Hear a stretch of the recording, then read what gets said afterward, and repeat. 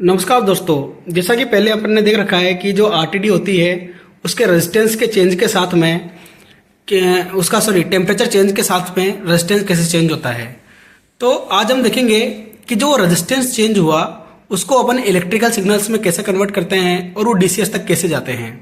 ठीक है दोस्तों, तो स्टार्ट करते हैं। देखिए, ये आरटीडी जैसे कि मैंने पहले आपको बताए थे और इसमें ये डुप्लेक्स आरटीडी है। तो इसमें अपन ने ये 3 वायर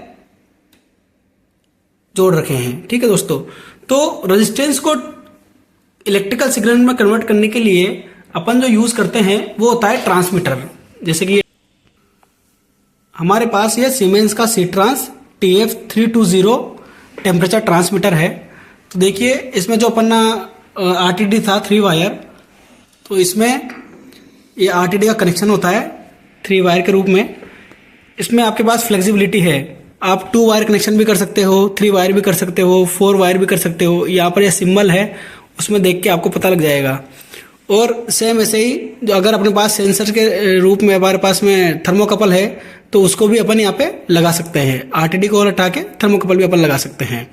ठीक है दोस्तों, तो ट्रांसमीटर मैंने आपको बताया था कि ट्रांसमीटर जो होता है वो एनालॉग वैल्यूज देता है। दैट मीन्स जो फिजिकल वैल्यू जो चल रही है कंटिन्यूअस मॉनिटरिंग करता है वो प्रोसेस पैरामीटर की। जो फिजिकल वैल्यू अपनी सिस्टम में चल रही है, टेम्परेचर कितना इंक्रीज हो रहा है, कितना डाउन हो रहा है, उसका फिजिकल वैल्यू आपको एनालॉग वैल्यू के रूप में आपको मिलता है।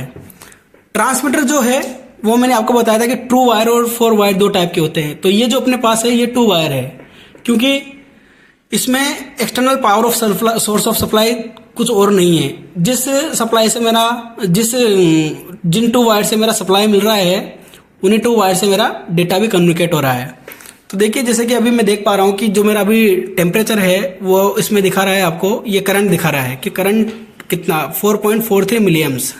ठीक है, और जो इसका टेम्परेचर है, टेम्परेचर में जो अभी आ रहा था स्क्रीन पे 23 डिग्री सेंटीग्रेड, ये इलेक्ट्रिकल टेम्परेचर दिखा रहा है। इसका खुद का टेम्परेचर कितना है वो ये शो कर रहा है, इलेक्ट्रॉनिक टेम्परेचर। अभी जो एम्बिएंट टेम्परेचर है वो नेक्स्ट स्टेप में आएगा आपके पास में। ये रहा process value, PV means process value. ये 23.07 डिग्री सेंटीग्रेड अभी आपको शो हो रहा है। अभी जो इसका सेटअप है वो देखिए, ये यहाँ से मेरा फेज आया, फेज नहीं सॉरी 24 वोल्ट मैंने इसको दिया है। जैसे कि इसमें आप देख सकते हैं कि 23 वोल्ट डीसी है। तो इसका ये प्लस वायर है, प्लस मेरा गया ट्रांसमीटर के अंदर। और जो इसका नेगेटिव है, नेगेटिव मेरा आ रहा है, ये देखिए नेगेटिव मेरा मल्टीमीटर में आ रहा है। ठीक है दोस्तों, और इसका मल्टीमीटर का दूसरा लीड मेरा इसके नेगेटिव में जा रहा है। दैट मीन्स अमीटर जो होता है उसको अपन सीरीज में जोड़ते हैं। ये आपने देखा होगा या सुना होगा। आज इसको आप प्रैक्टिकली देख भी लीजिए कि कैसे अपन अमीटर को, क्योंकि मैंने इसमें मिलियम्स सेलेक्ट कर रखा है। मिलियम्स मतलब जो कि एम्पियर मेजर करेगा। और आपने बहुत पहले पढ़ा होगा स्कूलों में या कॉलेजेस में कि जो अमीटर होता है उसको अपन सीरीज में जो लगाते हैं और जो वोल्टीमीटर होता है उसको अपन पैरेलल में लगाते हैं। तो देखिए, इसको मैंने सीरीज में लगाया है अमीटर को, जिससे मेरा सेंसर भी पावर अप हो रहा है और मेरे को यहाँ पर जो एक्चुअल जो डीसी वैल्यू है 4.43 मिलियम्स वो भी मेरे को मिल रही है। अब यहाँ पर अगर आप देखोगे तो यहाँ पर भी ये जो आउटपुट वैल्यू है 4.43, ये देखिए 4.43 आपको आउटपुट वैल्यू उसकी मिल रही है। अब जैसे कि मैंने बताया था कि जो आपका ट्रांसमिशन होता है वो 4 to 20 के मिलियम्स के रेफरेंस में होता है। ठीक है दोस्तों, तो इसके लिए मेरे को क्या है कि 4 मिलियम्स जो है वो मेरा जो इसका मिनिमम स्केल रहेगा, अगर मिनिमम स्केल जो रहेगा उसका वो मेरा एज 4 मिलियम्स रहेगा, और जो मैक्सिमम स्केल में इसको डालूंगा वो मेरा 20 मिलियम्स के अकॉर्डिंग में डालूंगा। तो अगर मेरा उस केस में, जैसे कि इसमें अगर मैं देखूं तो इसमें मेरा ये आप देखिए इसके पैरामीटर की अगर मैं बात करूं,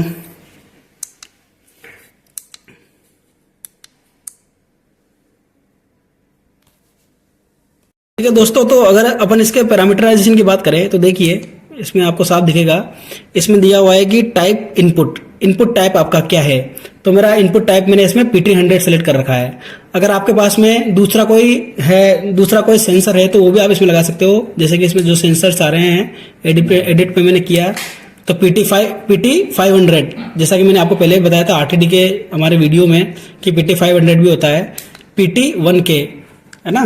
PT1 के मतलब PT 1000 होता है। ये थर्मोकपल B टाइप, नेक्स्ट है thermocouple E type, J type, K type, N type, R type, S type. तो इसमें डिफरेंट डिफरेंट तरह के अपने पास में इनपुट्स हैं। जो सेंसर आप यूज़ कर रहे हो वो आपको इसमें सेलेक्ट करना है। ठीक है दोस्तों, तो जो अपना था वापस PT100 हम कर देते हैं, क्योंकि PT100 ही हमारा इसमें इनपुट है। ठीक है, नेक्स्ट जो मेरा है वो आता है मेरा, अब PT100 में भी आपका ये 3 वायर है या 2 वायर है या 4 वायर है, तो वो इसमें आपको सिलेक्ट करना होता है। जैसे मैंने आपको ऑलरेडी बताया था 2 वायर, 3 वायर, 4 वायर कौन सा है वो यहाँ पर सिलेक्ट कर लीजिए। अपना 3 वायर है तो अपन ने 3 वायर सिलेक्ट कर लिया। नेक्स्ट आता है PV मैपिंग। इसमें हम क्या करते हैं कि जो अपना इनपुट, इसमें क्या है कि 2 इनपुट के ऑप्शन रहते हैं किसी किसी ट्रांसमीटर में, कि एक इनपुट पे अपन एक RTD लगा देंगे और दूसरे इनपुट में दूसरे RTD लगा देंगे। तो आपको जो मेजरमेंट लेना है वो कौन से RTD का लेना है, 1 RTD का लेना है, 2 RTD का लेना है, या दोनों का एवरेज लेना है, या दोनों का पीक वैल्यू लेना है। उसमें कई सारे ऑप्शंस होते हैं। उसी के लिए अपन प्रोसेस वैल्यू मैपिंग का यूज़ करते हैं। अपने पास जो ये ट्रांसमीटर है ये सिंगल मैपिंग के लिए है, मतलब सिंगल इनपुट के लिए है, इसलिए अपन ने इसमें इनपुट 1 सेलेक्ट किया हुआ है। और अगर कई ट्रांसमीटर ऐसे भी होते हैं जिनमें 2 इनपुट होते हैं, तो वो मैंने आपको बताया दिया कि 2 इनपुट रहेंगे तो आपको उनका दोनों का वैल्यू चाहिए, या 1 का वैल्यू चाहिए, या 2 का चाहिए, उस हिसाब से अपन इसमें मैपिंग कर सकते हैं। नेक्स्ट यूनिट्स में अगर आपको किस यूनिट्स में डिस्प्ले पे चाहिए तो वो आपको फ़ारेनहाइट में चाहिए, केल्विन में चाहिए, या फिर सेल्सियस में चाहिए, तो यहाँ से आप सेलेक्ट कर सकते हैं। नेक्स्ट आता है लोअर रेंज, इसी की मैं बात कर रहा हूँ।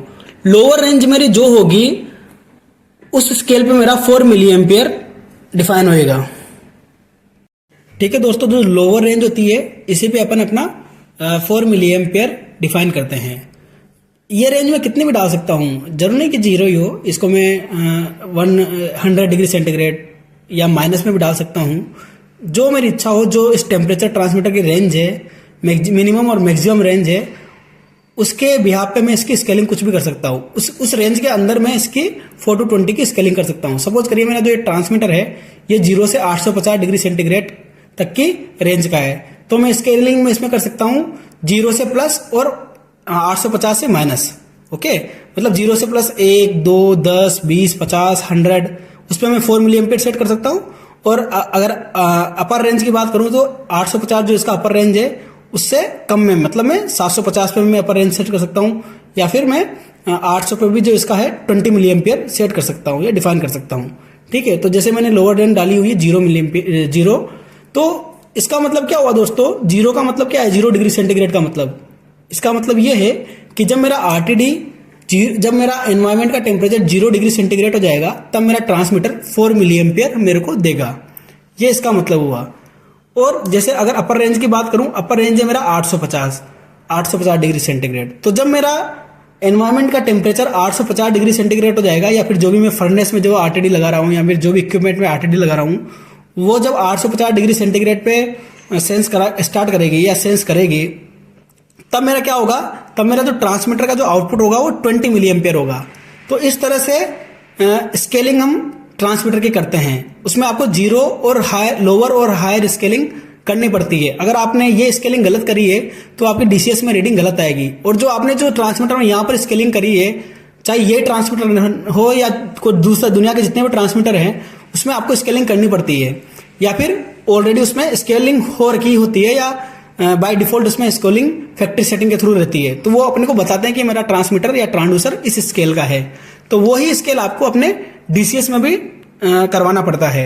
जैसे कि मैंने यहाँ पर 0 से 850 स्केलिंग किया है, तो मैं DCS में भी यही डिफाइन कराऊंगा, 4 के लिए 0 और 20 के लिए 850। अगर मैंने थोड़ा सा भी ऊपर नीचे कर दिया तो मेरा जो यहाँ का वैल्यू है, जो एक्चुअल डेटा है, वो DCS वैल्यू के साथ में मैच नहीं करेगा। ठीक है दोस्तों, तो अगर इसको अपन एडिट करना चाहे तो इसको भी अपन एडिट कर सकते हैं। ये देखिए यहाँ से प्लस माइनस करके।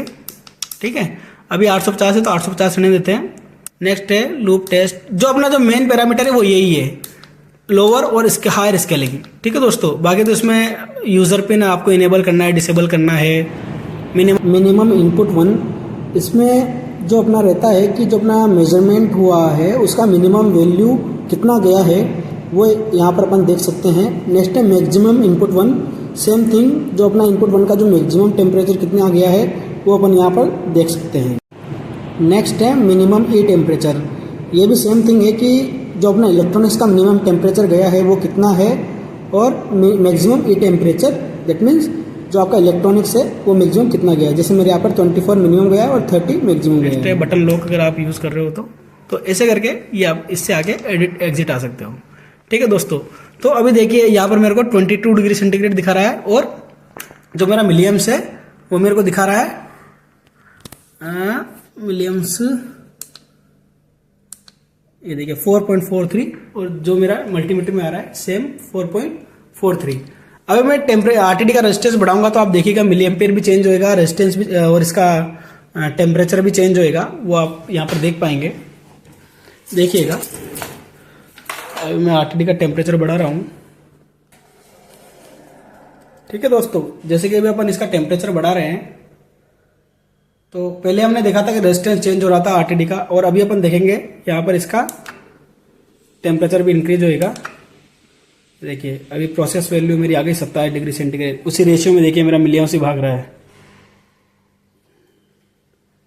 ठीक है दोस्तों, देखिए अभी 36 डिग्री सेंटीग्रेड आ गया, 38 आ गया, 39 आ गया, 40 आ गया, उसी रेशियो में मेरा मिलियम्स भी मेरा बढ़ रहा है।